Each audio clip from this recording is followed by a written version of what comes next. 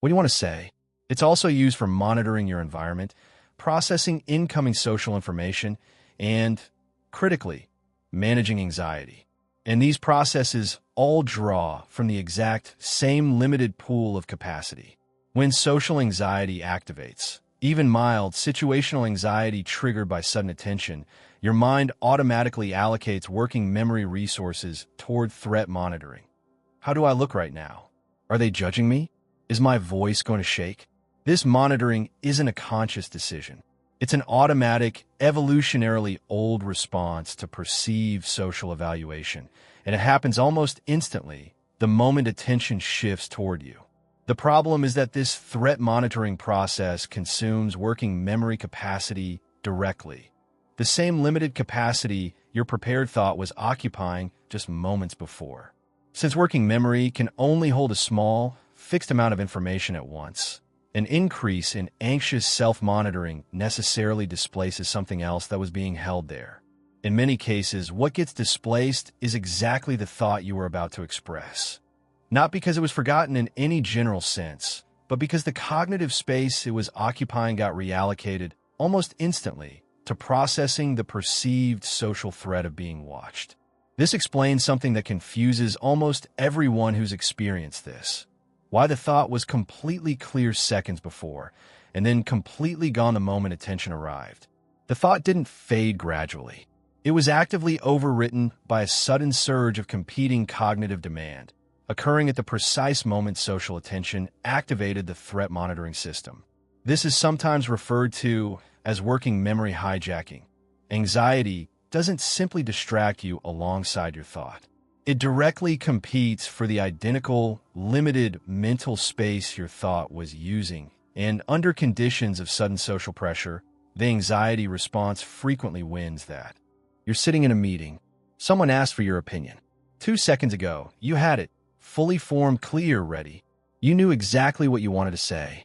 And then, the moment every face in the room turns toward you, it's gone.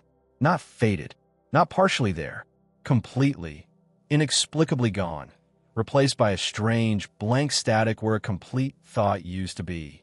This isn't about having a bad memory. You proved, just seconds earlier, that the thought existed clearly in your mind. What disappeared wasn't your memory in general. It was something much more specific and much more fragile.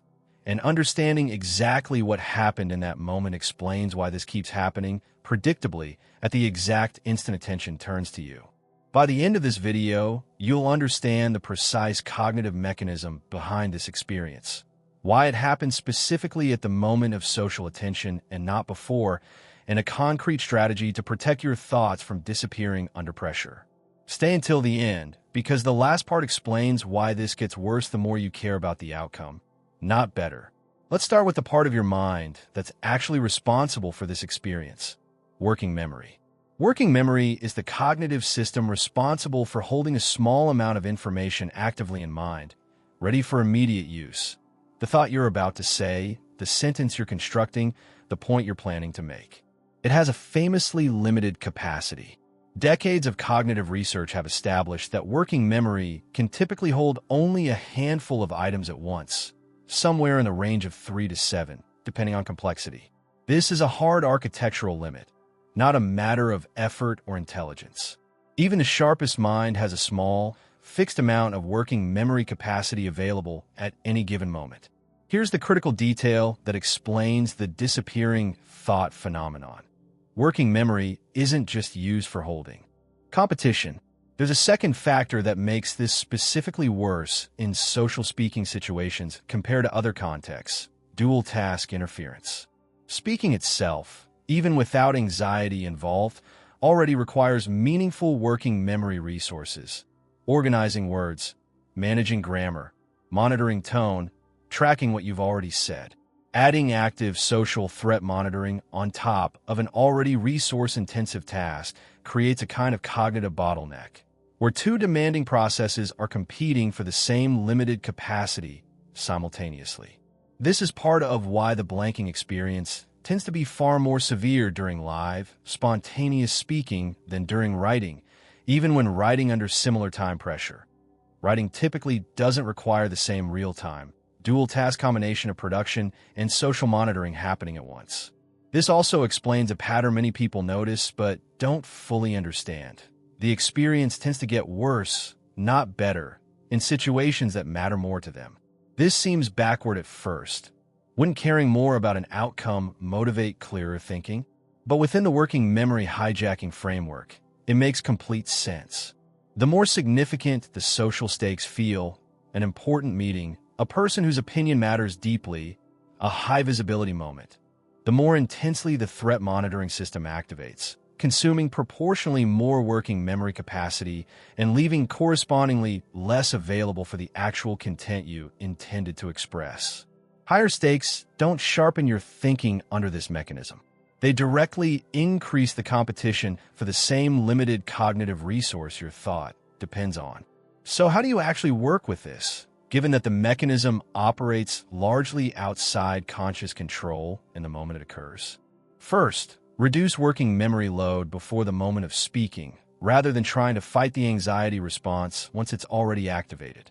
If you know a high-pressure speaking moment is coming, externalize as much of your thought as possible beforehand. Write down key points, even briefly, rather than relying entirely on mentally holding the complete thought in working memory until the moment arrives. A thought stored externally, even partially, is far less vulnerable to being displaced by a sudden surge of anxious monitoring, because it doesn't depend entirely on the same limited internal capacity that anxiety is about to compete for.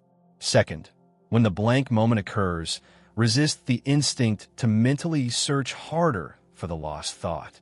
Searching itself consumes additional working memory capacity, often deepening the very bottleneck causing the problem in the first place. Instead, briefly acknowledge the gap out loud. A short pause, a simple "give me a second," which reduces the pressure to immediately recover the thought under active threat monitoring conditions, often allowing the original content to resurface naturally once the acute spike in anxious monitoring begins to settle. Third, simplify what you're attempting to hold in working memory at any one time. Instead of trying to mentally track an entire multi-part response while also managing social monitoring, hold only the very next phrase or idea you need, allowing the rest to emerge progressively rather than requiring the complete thought to remain intact under pressure the entire time. This significantly reduces the total working memory load competing with anxious monitoring at any single moment. Fourth, practice deliberately under mild social pressure, not to memorize specific content, but to train your nervous system that brief moments of attention don't require the same intensity of threat monitoring they currently trigger. Repeated, low-stakes exposure to being watched while speaking gradually reduces the automatic intensity of the threat response itself, which directly reduces how much working memory capacity gets consumed by monitoring in future situations, leaving more available for the actual content you intend to express. Here's what ties this together. The thought that vanished wasn't lost because your memory failed you in some general sense. It was displaced in real time by a sudden and automatic surge of anxious self-monitoring competing for the exact same limited cognitive space your thought depended on. This isn't a character flaw, and it isn't evidence that you're somehow less prepared or less capable than you actually are.